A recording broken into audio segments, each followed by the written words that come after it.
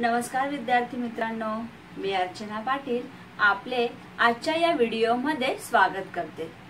आज आपल्याला इयत्ता 7वी विषय मराठी पाठ क्रमांक 4 गोपाळचे शौर्य या पाठाचा स्वाध्याय अभ्यासाचा आहे। बच्चों, आज हमें कक्षा 7वी विषय मराठी पाठ क्रमांक 4 गोपाळचे शौर्य इस पाठ का स्वाध्याय अध्ययन करना है।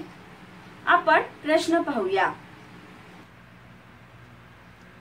प्रश्न क्रमांक 1-2 वाक्यात उत्तरे लिहा। इसका अर्थ होता है 1-2 वाक्य में उत्तर लिखो। 1. कर्णागड कुठे वसलेला आहे? इसका अर्थ होता है कर्णागड कहाँ पर है? उत्तर नागपूर जिल्ह्यात नरखेड तालुक्यातील मोहदी या खेडेगावापासून 8-10 किलोमीटर अंतरावर कर्णागड वसलेला आहे।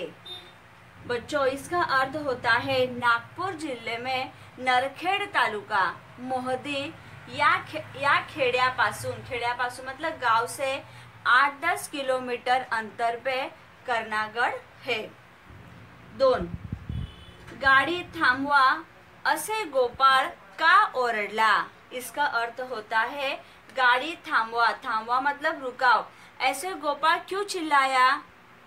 उत्तर घाटाच्या पायथ्याशी लागलेले आग गोपाळने पाहिली।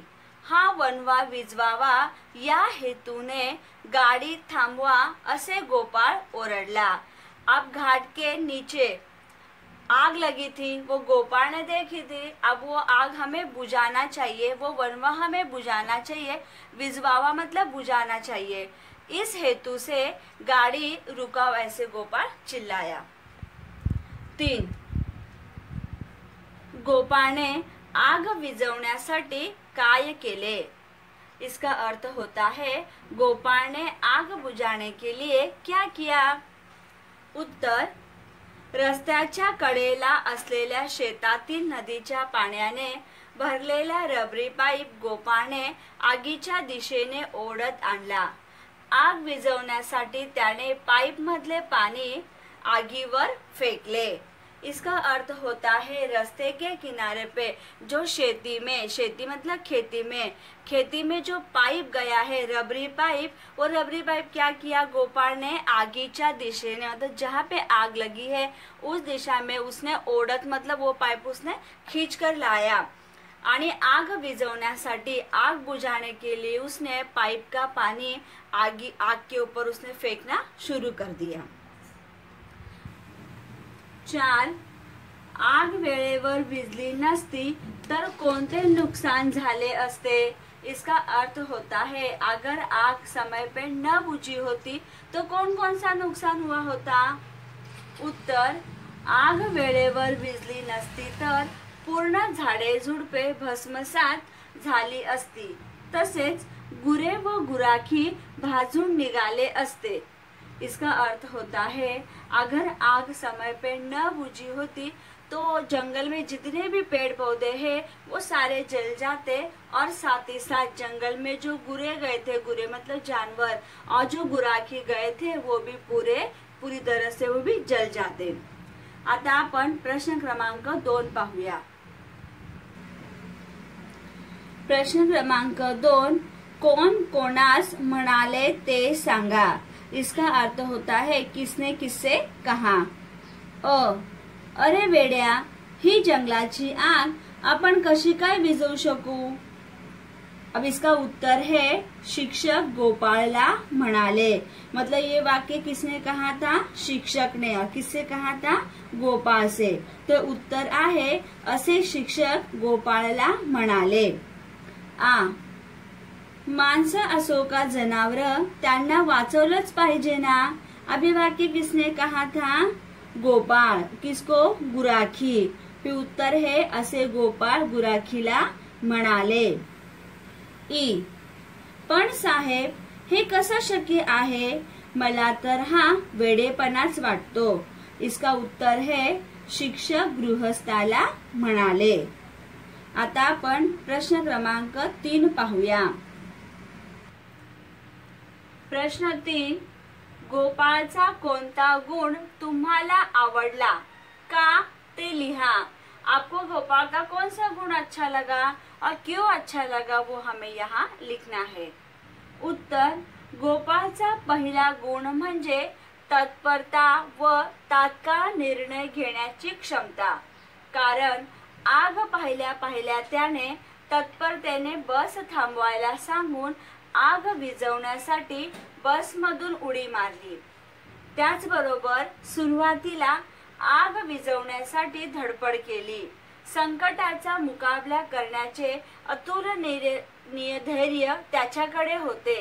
गोपाळने गाजवलेल्या शौर्यामुळे झाडे वाचली, तसेच गुरे व माणसे यांचाही जीव त्याने वाचवला। बच्चों, इसका अर्थ होता है गोपाल के अंदर कौन कौन से गुण है, तो तत्परता व तात्काल मतलब क्या, तुरंत निर्णय लेने की क्षमता। क्यों?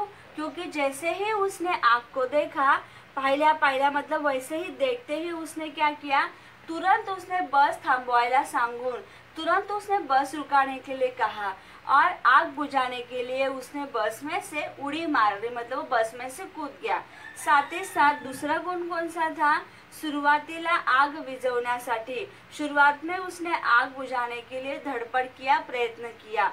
संकट का मुकाबला करने का धैर्य उसके पास है, उसके पास हिम्मत थी संकट का मुकाबला करने के लिए।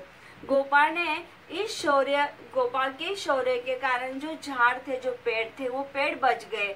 साथ ही साथ जंगल में जो गुरे और जो माणसे गए थे त्यांचाही जीव वाचला, मतलब उनकी भी जान बच गई।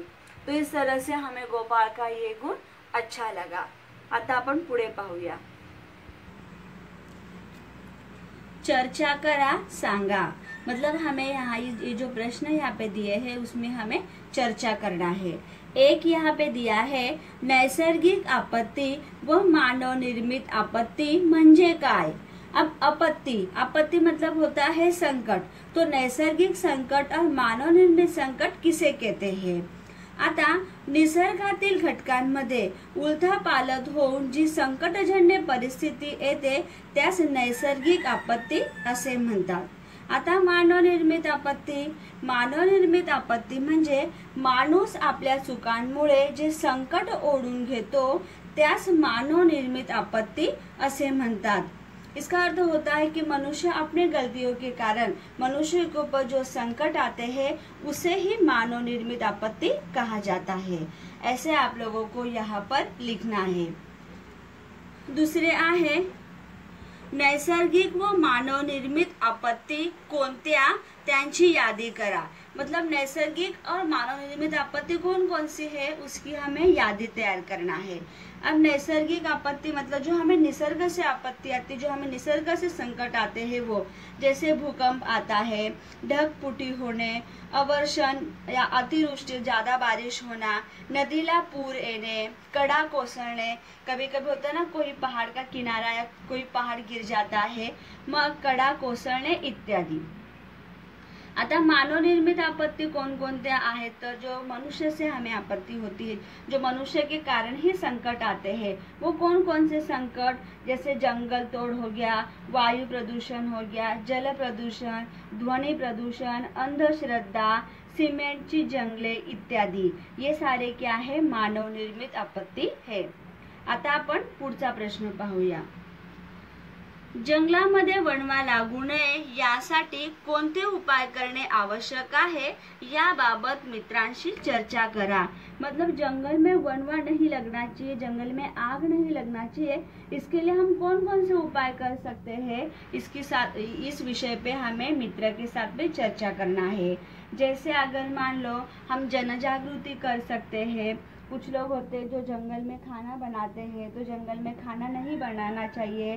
कुछ लोग जंगल में सेकोटी जलाते हैं, तो वो भी नहीं जलाना चाहिए। धूम्रपान कुछ लोग करते हैं, तो उससे क्या होता है, कुछ लोग धूम्रपान करते हैं और जो माचिस की तीली होती है उसको जली हुई ऐसी छोड़ देते हैं, तो उससे क्या होता है, जंगल में आग लग जाती है। तो ये सारे काम हमें नहीं करना चाहिए, यही हम यहाँ पे उपाय कर सकते हैं। तो आप लोगों को क्या करना है, अपने मित्र के साथ में चर्चा करके लिखना है।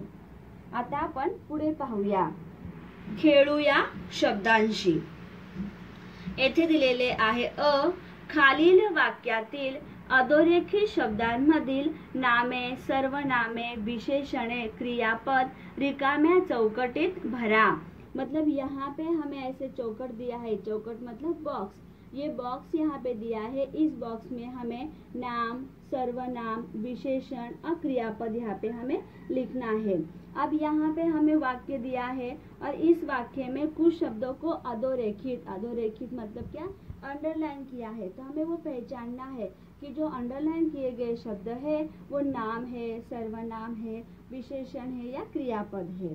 तो कर्णागड नावाचा एक पौराणिक गड आहे. आता ह्या वाक्यामध्ये कर्णागड आणि आहे या दोन शब्दांना अधोरेखित केलेले आहे. तर कर्णागड, कर्णागड काय आहे तर नाम. मग येथे आपण नामाच्या चौकटीत मतलब नाम के चौकट में, नाम के बॉक्स में हमें कर्णागड यहाँ पे हमने लिखा है क्योंकि कर्णागड क्या है, नाम है. दुसरे आहे. आता आहे काय आहे, क्रियापद. वाक्याचा अर्थ पूर्ण करणाऱ्या क्रियावाचक शब्दाला क्रियापद असे म्हणतात. तो यहाँ पे हमने आहे ये लिखा है. आणि नाम म्हणजे काय, तो वस्तू, व्यक्ती, प्राणी, स्थान यांना जे नाव दिले जाते त्यालाच नाम असे म्हणतात. सर्वनाम, नामाऐवजी वापरल्या जाणाऱ्या शब्दाला सर्वनाम असे म्हणतात. आता आपण दुसरे पाहूया. ड्रायव्हरने लगेच गाडीचा वेग वाढवला. आता येथे ड्रायव्हर या शब्दाला अधोरेखित केलेले आहे. आता ड्रायव्हर, ड्रायव्हर हे काय आहे तर नाम, म्हणून आपण येथे नामाच्या बॉक्स मध्ये ड्रायव्हर लिहिले. पुढे लिहिलेले आहे गाडीचा म्हणजेच गाडी, चा हे विभक्ती प्रत्यय आहे. गाडी, गाडी हे काय आहे तर नाम, मग आपण येथे नाम लिहिले. आणि वाढवला, वाढवला हे क्रियापद आहे. आपण येथे क्रियापदाच्या बॉक्स मध्ये वाढवला लिहिलेले आहे. तिसरे आहे तो लांब पाईप गोपाळने ओढत आणला. या वाक्यामध्ये तो, लांब, पाईप, गोपाळने आणला या शब्दांना अधोरेखित केलेले आहे. आता तो काय आहे तर सर्वनाम, म्हणून आपण येथे सर्वनामाच्या बॉक्स मध्ये तो लिहिला.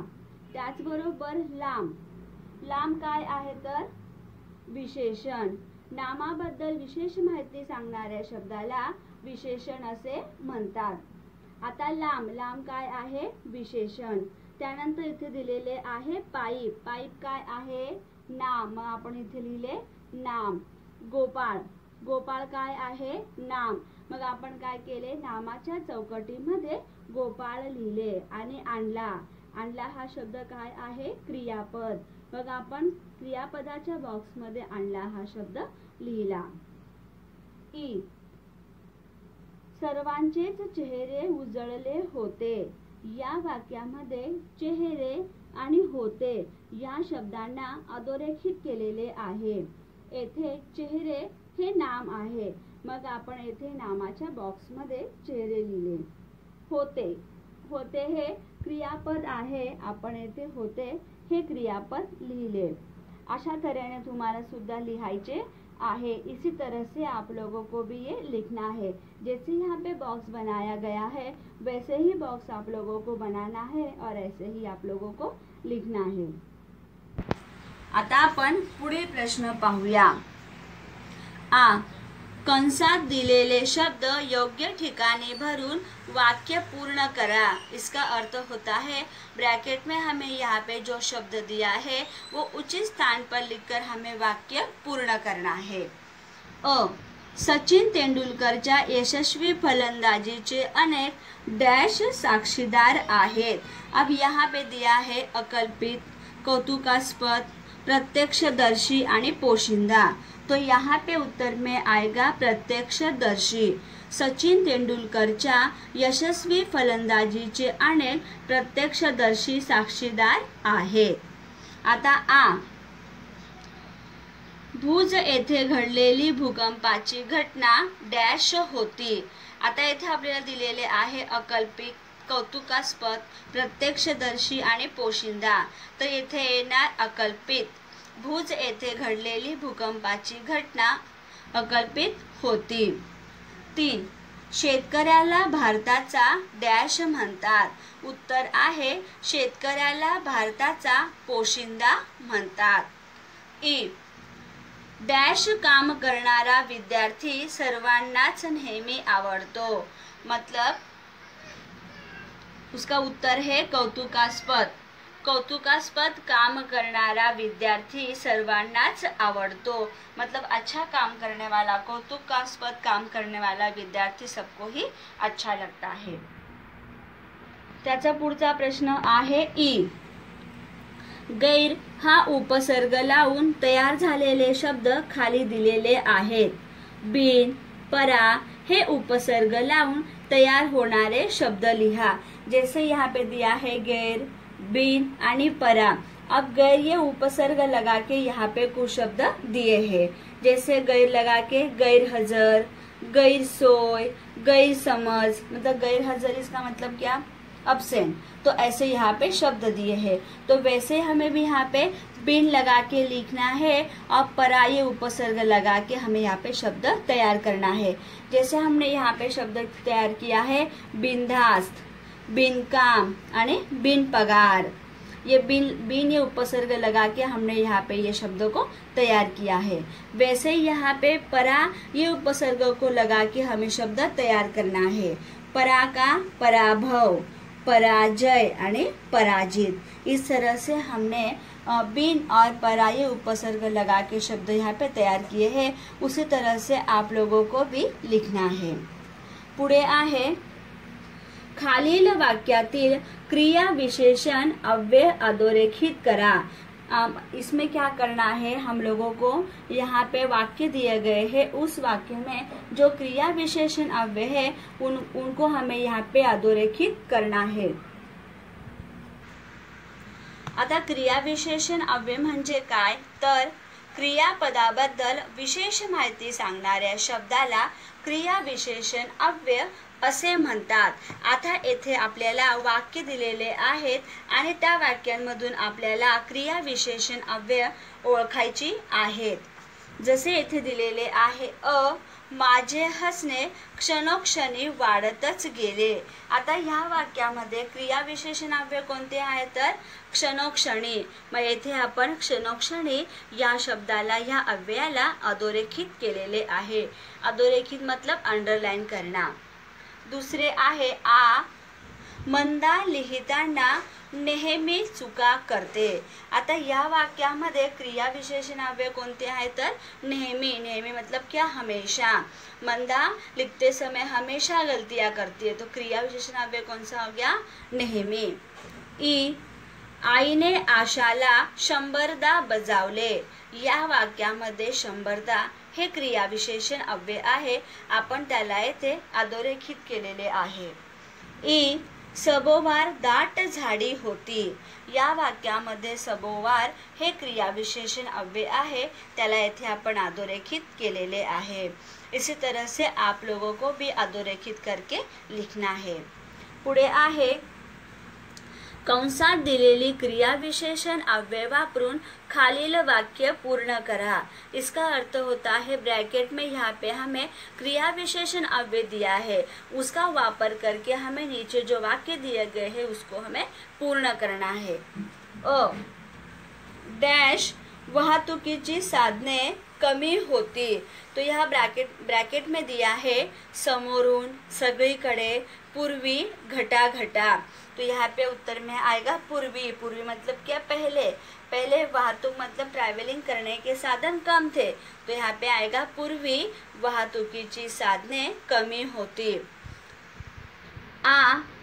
मी घटा पानी प्यायलो. क्या उत्तर रहेगा इसमें, घटा. तो हमने यहाँ पे लिखा है मी घटा पानी प्यायलो. ई. मला आई डैश येताना दिसली.